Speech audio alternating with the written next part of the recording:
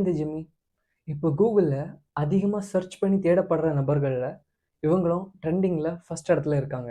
அந்த பெண் சாதாரண ஒரு கிறிஸ்தவ குடும்பத்தில் 5 செப்டம்பர் 2000 வந்து பிறந்தா. அவங்க அப்பா சாதாரண ஒரு கிரிக்கெட் கோச். ஆனால் இப்போது அந்த பொண்ணோட பேட்டிங் ஸ்டைல், அவளோட தனிப்பட்ட கான்ஃபிடென்ட், அப்புறம் அவளோட ஸ்மைல், இது எல்லாமே இந்த ஒட்டுமொத்த உலகத்தையும் திரும்பி பார்க்க வச்சிருக்கு.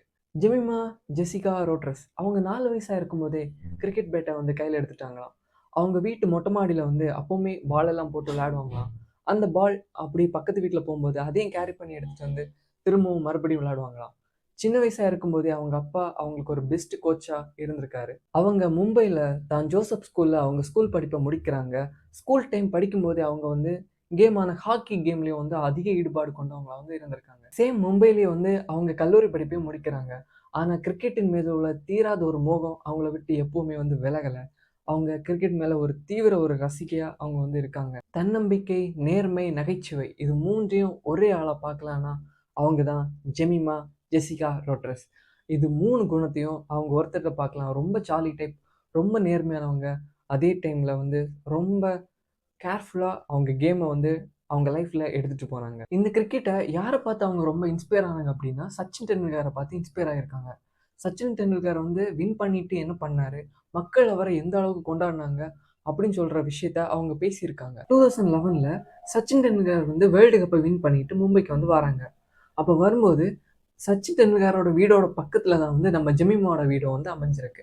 அப்போது அவங்க பால்கனிலேருந்து அவங்க டெரஸ்லேருந்து பார்க்குறாங்க, நம்ம சச்சின் டெண்டுல்கர் வந்துட்டாங்களா அப்படின்னு. பார்க்கும்போது சச்சின் டெண்டுல்கர் அந்த மக்கள் ஆர்ப்பரித்த விதம், அவரை வந்து ஒரு ஹீரோவாக ஒரு பாஸாக பார்த்துருக்காங்க, கொண்டாடி இருக்காங்க அந்த மக்கள். அப்போ பார்க்கும்போது நானும் இந்த மாதிரி வந்து வின் பண்ணணும், நானும் இந்த மாதிரி மக்களுடைய கண்களுக்கு ஒரு ஹீரோவாக தெரியணும் அப்படின்னு அவங்க சச்சின் டெண்டுல்கரை பார்த்து இன்ஸ்பயர் ஆகியிருக்காங்க. சேம் டைம் நம்ம ஜெமிமா ரொம்ப கிட்டார் வாசிக்கிறதுல ஒரு பெஸ்ட்டு. ஜாலியாக அவங்க பாட்டுக்கு பாட்டு பாடிக்கிட்டே அவங்க வந்து கிட்டார் வந்து வாசிப்பாங்க. அவங்க கிட்டார் வாசிக்கிற விதத்தை வந்து ரோஹித் சர்மா வந்து பேசியிருக்காரு. Jimmy, you're a guitar freak. I've seen couple of videos. When was the first time you played guitar? Do you remember that? Rohit Sharma என்ன சொல்றாரு அப்படின்னா, ஜெமிமா நீங்க கிட்டார் வாசிக்கிறத நான் பார்த்துருக்கேன், வீடியோவில் பார்த்துருக்கேன், நீங்க நல்லா வாசிக்கிறீங்க அப்படின்னு சொல்லிட்டு ரோஹித் சர்மா வந்து சொல்றாரு. அப்போது வந்து ஜெமிமா வந்து ரோஹித் சர்மாவை பார்த்து என்ன சொல்கிறாங்கன்னா, நீங்கள் விளையாடின பெஸ்ட் மேட்ச் வந்து நானும் பார்த்துருக்கேன் அப்படின்னு அவங்களுக்குள்ள பேசிக்கிறாங்க. இதுலேருந்து நம்ம தலைவி கிட்டாரை கூட விட்டு வைக்கல, ரோஹித் சர்மாவே அவங்கள பாராட்டியிருக்காங்க, நீங்கள் ரொம்ப அழகாக ரீட் பண்ணுறீங்க அப்படின்ட்டு. நம்ம ஜெமிமா எப்போவுமே சோஷியல் மீடியாவில் ஆக்டிவாக இருக்கவங்க. அவங்க பாட்டு பாடுறது, டான்ஸ் ஆடுறது, பல க்யூட்டான பல விஷயங்களை வந்து அவங்க பண்ணுவாங்க. சின்ன வயசுலேயே நம்ம ஜெமிமா கிரிக்கெட் விளையாடினது மட்டுமே இல்லாமல் அப்போவுமே பாய்ஸ் டீம்லேயே இணைஞ்சி பயங்கரமாக வந்து விளையாடிருக்காங்களாம். அது கூட அவங்களுக்கு ஒரு பெரிய ஸ்ட்ரென்த்தாக வந்து இப்போ வரைக்கும் இருக்குது. ஜெமிமா பேட்டை கையில் எடுத்துகிட்டு பேட்டிங் பண்ண இறங்கிட்டாலே போதும், அவங்க பாடி லாங்குவேஜ், அவங்க ஸ்மைல், எவ்வளோ ப்ரெஷரான சுச்சுவேஷன் இருந்தாலும் அதை காமாக வந்து கூல் பண்ணி கொண்டு போகிறது எல்லாமே பயங்கரமாக இருக்கும். இவ்வளோ மல்டி டேலண்டான ஒரு பர்சனை, இவ்வளோ மல்டி டேலண்டான ஒரு பிளேயரை நம்ம டீம் எப்படி தான் மிஸ் பண்ணிச்சு? ஏன் 2022 நம்ம ஜெமிமாவை வந்து ஆட வைக்கல? ஏன் மேட்ச்சில் இறக்கல? அவங்க அப்போவே அவ்வளோ ஃபார்மாக இருந்தாங்கல்ல, இப்படிப்பட்ட ஒரு பிளேயரை ஏன் நம்ம இந்திய அணி தேர்வு செய்யலை அப்படின்னு பார்த்தா அது பின்னாடி ஒரு மத அரசியல் வந்து ஒளிஞ்சிருக்கு. நம்ம ஜெமிமாவோட அப்பா ஒரு கிறிஸ்தவர், அது மட்டும் இல்லாமல் அவர் ஒரு பாஸ்டர். இந்த 2 காரணத்தினால ஜெமிமாவுக்கு பல மேட்ச் விளையாட முடியாமல் போயிருக்கு. விளையாட முடியாமல் போயிருக்குன்னு சொல்கிறத விட விளையாட விடாமல் பண்ணியிருக்காங்க. இவர் வந்து கிறிஸ்தவத்தை வந்து பரப்புறாரு, மக்கள் மத்தியில் ஒரு கலக்கத்தை ஏற்படுத்துறாருன்னு சொல்லிட்டு பல நிரூபிக்கப்படாத குற்றச்சாட்டுகள் வந்து நம்ம ஜெமிமா அப்பா மேலே வந்து சுமத்துறாங்க. இந்த பல காரணத்தினால 2022 வந்து ஜெமிமாவால் வேர்ல்டு கப் மேட்ச்சில் வந்து பங்கேற்க முடியலை. ஆனால் அந்த டைமில் வந்து ஜெமிமா வந்து ரொம்ப ஃபார்மில் வந்து இருந்தாங்க. அவங்க நினச்சிருந்தாங்கன்னா அந்த டைமே அவங்களோட பேர் என்ன அப்படின்னு இந்த உலகத்துக்கு வந்து நிரூபிச்சுக்க முடியும். ஆனால் சில மதத்தை திணிக்கிற அரசியல்வாதிகள்னால அவங்களால அது பண்ண முடியாமல் போயிடுச்சு. தேவையில்லாத குற்றச்சாட்டுகள் எல்லாம் அந்த ஜெமிமா ஃபேமிலி மேலே இந்த அரசியல்வாதிகள் வந்து சுமத்துனாங்க. அது மட்டும் இல்லாமல் சோஷியல் மீடியாவில் அவங்க வந்து ரொம்ப ட்ரோல் ஆனாங்க. ஆனால் இது எதுவுமே காரணம் இல்லை. ஒரே ஒரு காரணம், அவங்க கிறிஸ்தவர்கள். அவங்க கிறிஸ்தவர்களாய் பிறந்த ஒரே ஒரு காரணத்தினால், கிரைஸ்டை ஃபாலோ பண்ண ஒரே ஒரு காரணத்தினால வந்து அவங்க மேட்ச்ல இருந்து அன்ஃபாலோ பண்ணப்பட்டாங்க. அது கரெக்டாக 2022 ஜெமிமாவை இந்த கிரிக்கெட்ல இருந்து ஓட விடணும், அதுக்கப்புறம் மக்கள் மத்தியிலிருந்து அவங்க பேரை எடுத்துடணும் அப்படின்னு பல அரசியல்வாதிகள் வந்து உழைச்சிருக்காங்க. அதில் முக்கியமானவர் நிதின் கட்கரி. அவர் தான் வந்து ஜெமிமாவுக்கு வந்து ரொம்ப எதிராக பல விஷயங்கள் வந்து பண்ணியிருக்காரு அப்படின்னு சொல்லிட்டு சொல்றாங்க. ஆனா இந்த எந்த ஒரு விஷயமும் ஆதாரமா நிரூபிக்கப்படாத ஒரே ஒரு காரணத்தினால மீண்டும் ஜெமிமா திரும்பவும் நம்ம இந்தியா டீமுக்காக இப்போ 2025ல வந்து விளையாட வராங்க. ஜெமிமா நல்லா விளையாடணும் அப்படின்னு யாரும் நினைக்கல. அவங்களுக்குன்னு ஒரு ஆர்டரை ஏற்படுத்தி கொடுக்கல. ஏதோ பேட்ச் ஒர்க் பார்க்குற மாதிரி அவங்கள அங்கங்கே இறக்கி விட்டாங்க. அப்படியே ஒரு ஓரமா இருத்தி இருந்தாங்க. இந்த மாதிரிலாம் பண்ணியிருந்தாங்க. அவங்கள அசிங்கம் தான் படுத்தியிருந்தாங்க. ஆனா கரெக்டான டைம் இந்தியாவுக்கும் ஆஸ்திரேலியாவுக்கும் வந்து நடந்த யுத்தத்துல மொத்தமா ஆஸ்திரேலியா டீம் வந்து எவ்வளவு ரன் அடிச்சிருந்தாங்க அப்படின்னா 49.5 ஓவர்ல 338 ரன் வந்து மொத்தமா ஆஸ்திரேலியா அணி வந்து குவிச்சிருக்காங்க. அதுக்கப்புறமா 339 ரன் அடிச்சா வெற்றி அப்படின்னு சொல்ற இலக்கோட நம்ம இந்தியா அணி வந்து களம் இறங்குறாங்க. ஆனா 341 ரன்கள் அடிச்சு இந்தியா அணி அபார வெற்றி வந்து அடைகிறாங்க.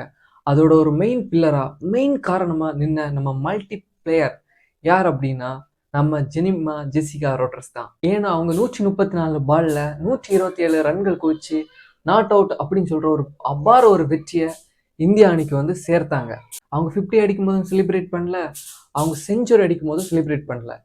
ஏன்னா அவங்களோட கோல் நம்ம வின் பண்ணணும், நம்ம 50 அடிச்சு செலிப்ரேட் பண்ணணும், நம்ம 100 அடிச்சு செலிப்ரேட் பண்ணணும் அப்படின்னு அவங்க கோல் இல்லை. அவங்க கோல் என்னன்னா ஒட்டுமொத்த நம்ம இந்தியா அணி எப்போ வெற்றி பெறுதோ அப்போதான் என்னுடைய இலக்கை நான் முடித்தேன், அப்போதான் நான் வின் பண்ணேன், அப்போதான் இந்த நாட்டுக்காக நான் விளையாடி இருக்கேன் அப்படின்னு சொல்கிற ஒரு சாதனையை நிகழ்த்தினாங்க நம்ம ஜெமிமா. ஆனால் இந்த சங்கி கூட்டம் இதை கொஞ்சம் கூட எதிர்பார்க்கல. ஏன்னா இந்த அடி ஆஸ்திரேலியாவுக்கு மட்டும் இல்லை, அவங்கள வளரவே விடாமல் அவங்கள தடுத்து வச்ச இந்த அரசியல்வாதிகளுக்கும் சேர்த்து தான் இந்த அடியை வந்து அவங்க கொடுத்துருந்தாங்க அவங்க வெற்றி பரிசா.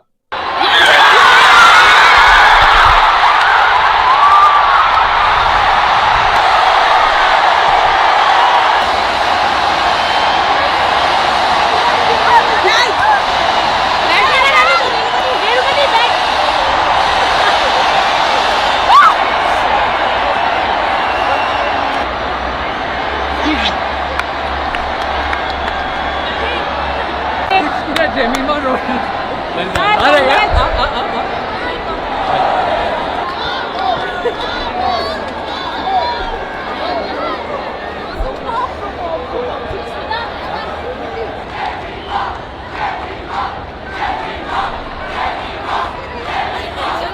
ஜெமிமா அந்த மேட்ச்ல வின் ஆனதும் அவங்க மக்கள் மத்தியில பேசுறாங்க. அவங்க என்ன பேசுறாங்கன்னு நீங்க கேளுங்க.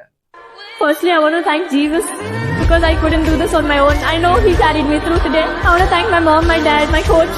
I just keep talking to myself. But towards the end, I was just quoting one scripture from the Bible because I had lost energy. I was very tired. I was doing but one scripture that says, just stand still and God will fight for you. And that's what I did. I just stood there and He fought for me. Jimmy pulls that out. அவங்க என்ன சொல்றாங்க அப்படின்னா இந்த வெற்றி காரணம் நான் கிடையாது, Jesus Christ தான். நான் விளையாடலை, என்னை விளையாட வச்சவரே அவர் தான் அப்படின்னு சொல்லிட்டு அவங்க வந்து சொல்கிறாங்க. அது மட்டும் இல்லாமல் ஃபஸ்ட்டு கிரைஸ்ட்டுக்கு வந்து அவங்க தேங்க் பண்ணுறாங்க. அவங்க வந்து விளையாடும்போது ஒரு வசனத்தை வந்து அவங்க வந்து சொல்லிகிட்டே இருந்தாங்களாம். அவங்க மனசுக்குள்ளேயும் சொல்லிட்டு இருந்தாங்களாம். அவங்க வந்து அதை வந்து வெளிப்படையாகவும் அவங்க வந்து அந்த வசனத்தை அவங்க ரிப்பீட் பண்ணிட்டு இருந்தாங்களாம். அது என்ன வசனம் அப்படின்னா யாத்ராகமம் 14ஆம் அதிகாரம் 14ஆம் வசனம். அந்த வசனம் என்ன சொல்லுது அப்படின்னா, கர்த்தர் உங்களுக்காக யுத்தம் செய்வார், நீங்கள் சும்மா இருங்கள் என்றார். இந்த வசனத்தை அவங்க திரும்ப திரும்ப சொல்லிகிட்டே இருந்திருக்காங்க. இது மட்டும் இல்லாமல் கிரைஸ்ட் அந்த இடத்துல அவங்க நினச்சிட்டே இருந்திருக்காங்க. அதுக்கப்புறமா அவங்களுக்கு என்ன, அந்த இடத்துல வெற்றி தான் அவங்களுக்கு வந்து கிடச்சிச்சு. அவங்க ஏமாந்து போகணும்னு நினச்சவங்க ஏமாந்து போனாங்க. அந்த மைதானத்தில் நடக்கிற ஒவ்வொரு சந்தோஷமான விஷயங்களையும் பார்க்கும்போது நமக்கே ரொம்ப சந்தோஷமாக இருக்குது. நீங்கள் ஃபஸ்ட்டு பார்த்த அந்த ஜெம்மி அந்த வீடியோ வந்து திரும்ப பார்த்தீங்க அப்படின்னா இன்னும் சந்தோஷமாக இருக்கும்.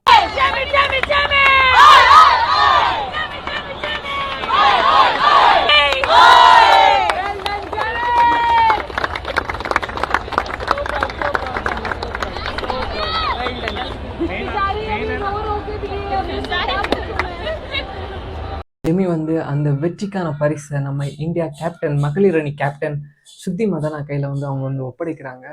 அந்த சுத்தி மந்தனா வந்து அவங்க பட்ட சந்தோஷம், அவங்கள பார்த்த விதம் எல்லாமே ரொம்ப பெரிய விஷயமா இருந்து ரொம்ப மகிழ்ச்சியாக இருந்துச்சு. ஏன்னா சுத்தி மந்தனா தான் வந்து நம்ம ஜெமியோட பெஸ்ட் ஃப்ரெண்டு. அது அவங்களே சொல்லியிருக்காங்க.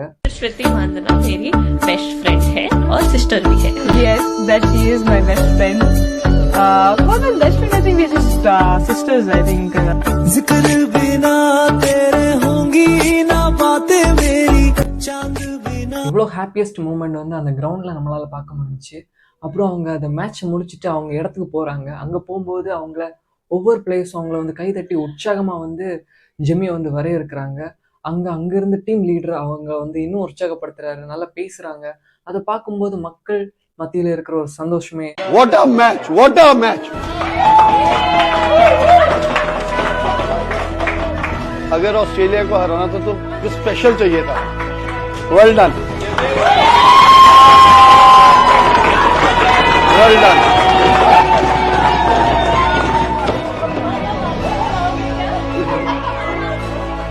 हम वो बात करते ना, पगलों रुलाओगे क्या? आज सच में रुला दिया यार. But Renuka Thakur, excellent on that. The Lord will fight for you. You need only to be still. அப்படின்னு ஒரு வார்த்தை, அதுதான் அவங்க சொன்ன பைபிள் வார்த்தை. அதை சொல்லி அவங்க முடிக்கிறாங்க. திரும்பவும் அவங்களுக்கான பணி அவங்க செய்கிறாங்க. அவங்க எப்படி இருப்பாங்களோ அந்த நார்மல் வாழ்க்கையை தான் அவங்க வாழ்கிறாங்க.